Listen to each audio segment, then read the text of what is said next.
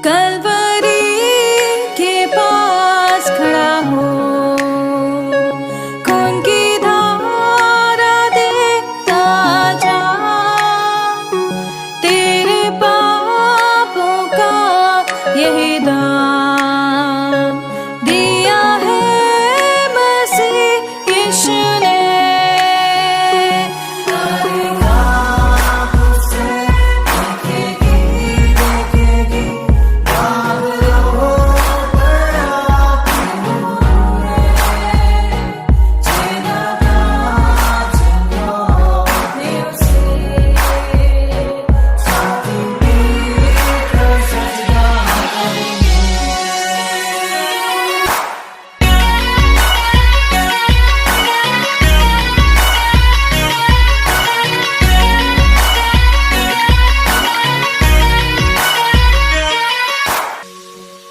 ये हुआ सब तेरे लिए, तूने भी उसे छेड़ा था,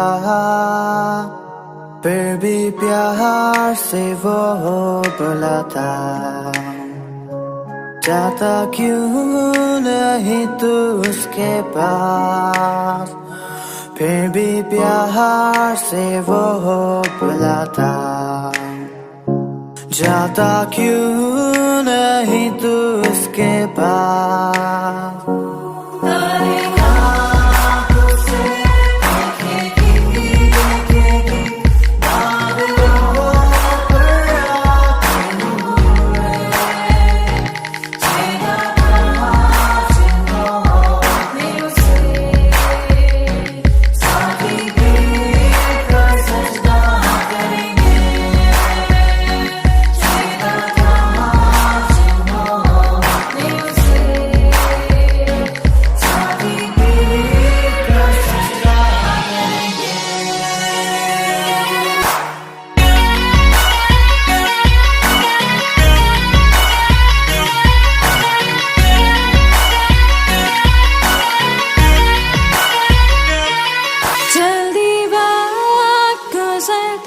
चाहता है, रात अंधेरी आती है, तौबा कर दरवाजा होगा बंद, कुछ ना होगा वे पछताने से,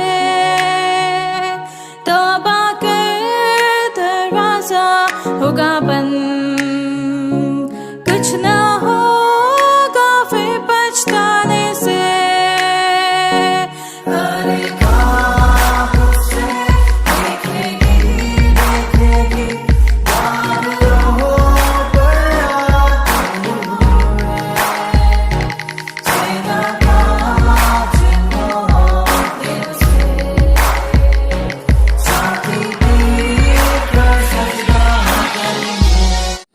हम प्रभु परमेश्वर को धन्यवाद देते हैं। आज 3 जुलाई है। परमेश्वर का धन्यवाद करते हैं कि एक एक दिन परमेश्वर हमें संभाले रखता है, हमारी रक्षा करता है, हमारी मदद करता है। मैं आप सभी का स्वागत और वेलकम करता हूँ living Christian women fellowship ministry में, कि आप सब हमारे साथ जुड़े हैं और प्रार्थना में हमें उठाए हुए हैं। परमेश्वर आप सबको बहुत आशीष दे।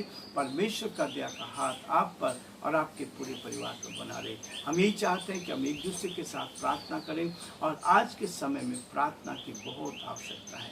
इसलिए प्रियो, हमने गलतियों की पुस्तक का अध्ययन शुरू किया है। पहला अध्याय समाप्त हो गया है। आज हम दूसरे अध्याय को आरंभ कर रहे हैं। परमेश्वर इस अध्याय पर भी आशीष दे, ताकि हम और अधिक परमेश्वर की महिमा कर सके और जो परमेश्वर की योजना है उसको पूरा कर सके। पौलुस कहता है दूसरे अध्याय में इस बात को कहता है कि 14 वर्ष के बाद मैं बरनबास के साथ फिर यरूशलेम को आया और तीतुस को भी साथ ले गया। मेरा जाना ईश्वरीय प्रकाशन के अनुसार हुआ, और जो सुसमाचार मैं अन्य जातियों में प्रचार करता हूँ उसको मैंने उन्हें जता दिया। पर एकांत में उनको जो बड़े समझे जाते थे ताकि ऐसा ना हो कि मेरी समय की पिछली दो धूप व्यर्थ ठहरे। परमेश्वर ने इस वचन के पढ़े और सुने जाने पर आशीष दे। प्रियो, परमेश्वर का वचन हमें आशीष देना चाहता है ताकि हम आशीष लेकर आगे बढ़े। हम प्रार्थना करते हैं। हमारे जीवते और सच्चे विश्वास के योग्य परमेश्वर, हम बड़े आदर के साथ, दीनता के साथ, नम्रता के साथ आप जैसे महान परमेश्वर के चरणों में झुके हैं। हम आपको धन्यवाद देते हैं, आपकी स्तुति करते हैं आज की सुंदर सुबह के लिए जो आपने हमारे जीवन में दी है। हमारा हृदय आपके प्रति धन्यवाद से भरा है प्रभु कि आपने एक एक दिन हमारी रक्षा की है। हमें रतलाम से यहाँ तक प्रभु नडियाद तक सुरक्षित लेकर हम आपको धन्यवाद देते हैं। हम यही चाहते प्रभु आपके अनुग्रह की दृष्टि साथ बनी रहे। हम एक एक दिन आपके साथ चलते जाएं और जो आपकी योजना उसको हम पूरा कर सके। धन्यवाद हो परमेश्वर आपके प्रेम के लिए, धन्यवाद हो आपकी दया के लिए। हमारे सारे श्रोताओं को जो हमारे साथ इस YouTube चैनल पर जुड़े हैं, पिता परमेश्वर हम आपके हाथों में सौंपते हैं और यही प्रार्थना, ये विनती निवेदन करते हैं आपकी उपस्थिति हर कदम पर साथ बनी रहे और आपके नाम में हम आगे बढ़कर बहुतों के लिए आशीष में बनते चले जाए और आपके नाम को धन्य कैसे। हमारे देश पर आपके अनुग्रह की दृष्टि चाहते हैं। हम प्रार्थना करते हैं गुजरात प्रदेश के लिए, इस प्रदेश पर भी आपकी आशीष हो। आपने यहाँ पर अच्छी बारिश दी, इसके लिए धन्यवाद देते हैं। हम प्रार्थना करते हैं प्रभु जी ये प्रदेश आगे बढ़ता जाए। यहाँ के मुख्यमंत्री के लिए प्रार्थना करते हैं, हमारे देश के प्रधानमंत्री के लिए, राष्ट्रपति के लिए प्रार्थना करते हैं। आप उनको भी उत्तम आशीष दे, आपका हाथ साथ बना रहे।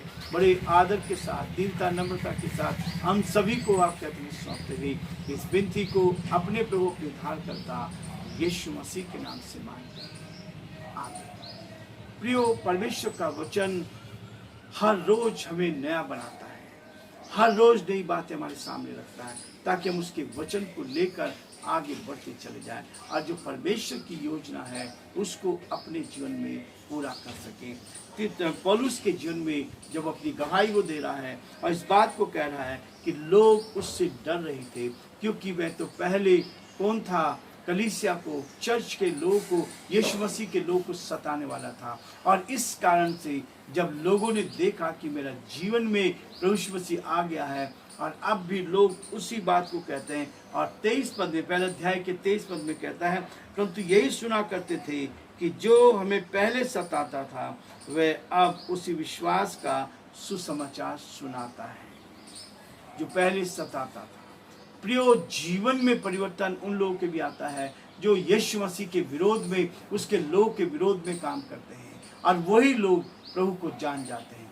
यही है खासियत, पौलुस के जीवन में यही हुआ। और यहाँ से जब वो दूसरे अध्याय में आता है अपनी यात्रा को आरंभ करता है और वो कहता है 14 वर्ष के बाद मैं बरनबास के साथ फिर यरूशलेम को गया।